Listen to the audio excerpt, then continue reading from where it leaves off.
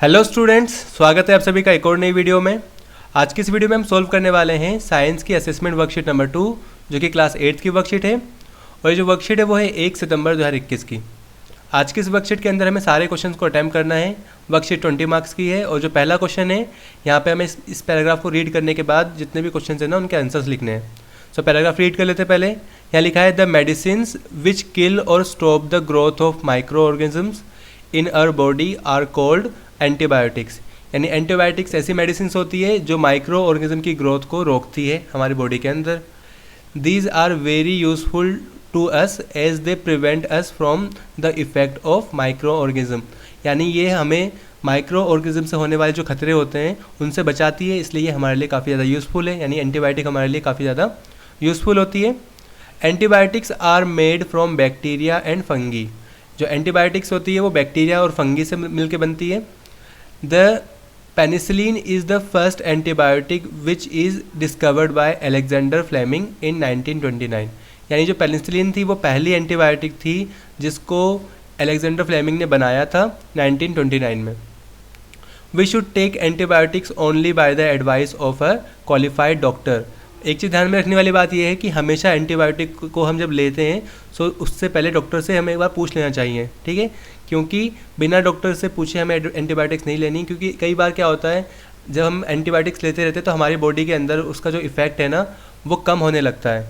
यानी कि हम अगली बार जब बैक्टीरिया या वायरस हमारी बॉडी के अंदर एंटर करता है तो उसे ख़त्म करने के लिए हमें ज़्यादा एंटीबायोटिक लेनी पड़ती है। यहाँ पे लिखा भी है otherwise they may be harmful and become less effective in future.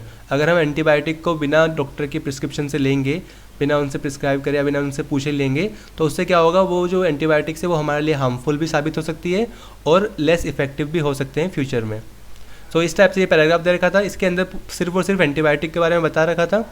अब देखते हैं क्वेश्चन आंसर्स पे। तो पहला क्वेश्चन यहाँ पे दिया गया है define antibiotics, why antibiotics are useful for अस।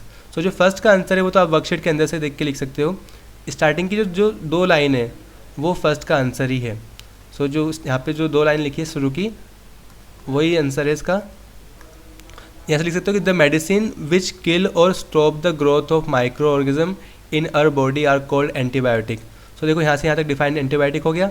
उसका जो सेकंड लिखा है why antibiotic are useful for us, इसका आंसर यहाँ से देख के लिख सकते हो these are very useful to us as they prevent us from the effect of micro organism. तो यहाँ से लेके यहाँ तक ये क्या है, फर्स्ट का आंसर हो गया। अब आगे बढ़ते हैं, क्वेश्चन नंबर सेकंड पे आते हैं। फर्स्ट में यहाँ के बाद यहाँ पे देखो ये फिलिप्स टाइप का यहाँ लिखा है द मतलब dash is the first antibiotic discovered by dash. तो यहाँ पे याद रखना कि जो पहली एंटीबायोटिक थी वो क्या थी, the penicillin. Penicillin first antibiotic थी जिसको डिस्कवर किया था अलेक्जेंडर फ्लेमिंग ने। कब किया था, 1929 में। यहाँ पे लिख भी सकते हो इन 1929, ठीक है। आगे बढ़ते हैं, उसके बाद थर्ड पे आते हैं। लिखा है give example of 2 common antibiotics. अब देखो आपकी बुक में एग्जाम्पल्स दे रखे हैं एंटीबायोटिक्स के, वहीं से ये एग्जाम्पल लिखे हैं। दो जो कॉमन यहाँ पे लिखना 2 common examples are streptomycin and tetracycline. ये 2 एग्जाम्पल है एंटीबायोटिक के कॉमनली। उसके बाद आगे बढ़ते हैं, फोर्थ पे आते हैं। यहाँ लिखा है why we should take antibiotics only after consultation of doctor. ये देखो इसका आंसर आपको वर्कशीट के अंदर ही मिल जाएगा। जो लास्ट की लाइन थी ना यही इसका आंसर है। यहाँ पे जो लिखा था कि हमेशा डॉक्टर से कंसल्ट के साथ ही मतलब एंटीबायोटिक लेनी चाहिए ताकि वो हमारे लिए मतलब हार्मफुल ना हो। यहाँ लिखा है we should take antibiotics only by the advice of a qualified doctor otherwise they may be harmful and become less effective in future. तो ये फोर्थ का आंसर आप यहाँ से देख के लिख सकते हो, या इसी को आगे लिख सकते हो। यहाँ पे लिख सकते हो कि we should take antibiotics only after consultation of a doctor otherwise, लिख के बाद इसका यहाँ से लिख के पूरे यहाँ तक हो सकता है इसका आंसर। आगे बढ़ते हैं, फिफ्थ क्वेश्चन पे आते हैं। यहाँ लिखा है name 1 disease each caused by bacteria and virus. यानी बैक्टीरिया और वायरस से होने वाली बीमारियों के नाम लिखने हैं हमें, सिर्फ एक बीमारी के नाम लिखने हैं। सो लिख सकते हो disease caused by bacteria. Bacteria से होने वाली बीमारी क्या है, टाइफाइड। और disease caused by virus is polio, ठीक है। अब आगे बढ़ते हैं, यहाँ पे फिल इन द ब्लैंक्स दे रखे हैं क्वेश्चन नंबर 2 पे। जो ए है यहाँ पे लिखा है 2 micro organism which live in symbiotic association in lichens are. अब देखो लाइकेंस के अंदर 2 माइक्रो ऑर्गेनिज्म आपस में एक दूसरे के साथ रहते हैं, वो होते हैं एल्गी एंड फंगस।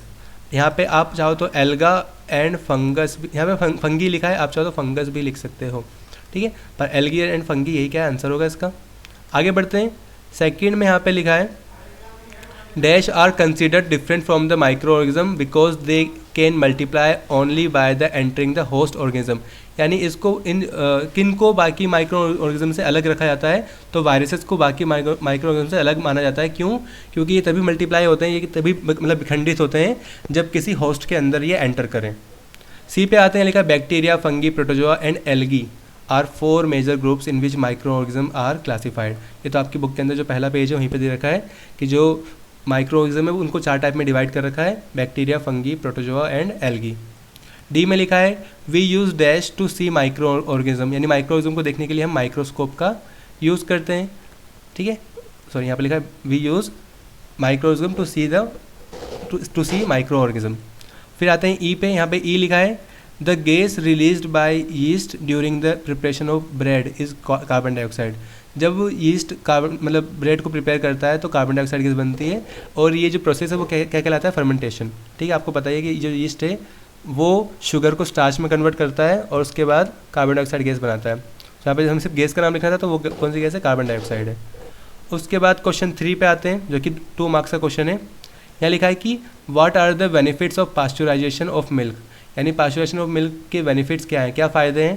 देखो, फ़ायदे तो ये है कि जो मिल्क है वो क्या होता है, लंबे समय तक चल पाता है और उसके अंदर के सारे बैक्टीरिया मर जाते हैं, तो हेल्थ के लिए क्या होता है, वो अच्छा होता है। इसका आंसर आप देखो NCERT की बुक से आप यहाँ से देख के लिख सकते हो। यहाँ लिखा भी है, ठीक है, यहाँ लिखा है pasteurised milk can be consumed without boiling as it is free from harmful microbes. The milk is heated to about 70 degree for 15 to 16 seconds and then suddenly chilled and stored. By doing so it prevents the growth of microbes। यानी कि देखो pasteurisation से क्या होता है, सारे micro organism मर जाते हैं और इसके बाद जो उनकी ग्रोथ है वो भी रुक जाती है, तो ये इस तरह से हमारे लिए यूज़फुल होते हैं। फिर आगे बढ़ते हैं, बेनिफिट्स मतलब हमने लिख लिए। 4th क्वेश्चन पे आते हैं, यहाँ पे लिखा है describe how curd is made from milk, यानी कर्ड मिल्क से किस तरीके से बनता है, और उस बैक्टीरियम का नाम लिखना है जो कि इसको कन्वर्ट करता है, मिल्क को कर्ड में कन्वर्ट करता है। आप सबको पता है जो बैक्टीरियम या जो बैक्टीरिया यूज़ होता है वो होता है लैक्टोबैसिलस, और लैक्टोबैसिलस क्या करता है, दूध को दही में कन्वर्ट करता है। ठीक है, इसका आंसर आप इस तरीके से लिख सकते हो। देखो यहाँ पे आंसर लिखा है curd contains several micro organism of these the bacterium lactobacillus promotes the formation of curd. It multiplies in milk and converts it into curd. Bacteria are also involved in the baking of cheese, pickles and many other food items. तो यहाँ पे यही बता रखा है कि हमें से पूछा गया था कि कर्ड कैसे बनता है मिल्क से, तो वो इसी तरह से बनता है। जो लैक्टोबैसिलस मतलब बैक्टीरिया होता है वो मिल्क के अंदर पहुँच के मल्टीप्लाई होना स्टार्ट करता है, यानी 1 से 2 बनता है, 2 से 4 बनता है, और इस तरीके से वो धीरे धीरे क्या करता है, दूध को दही में कन्वर्ट कर देता है।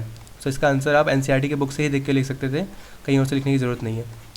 अब इस तरीके से आपकी जो असेसमेंट वर्कशीट है, ये वर्कशीट नंबर 2 वो कंप्लीट होती है। आई होप आपको वीडियो पसंद आई होगी। अगर वीडियो पसंद आई तो वीडियो को लाइक करना, और सारी वर्कशीट के सोल्यूशन टाइम से पाने के लिए चैनल को सब्सक्राइब भी कर लेना। मिलते हैं अगली वीडियो में, तब तक के लिए stay safe and keep learning.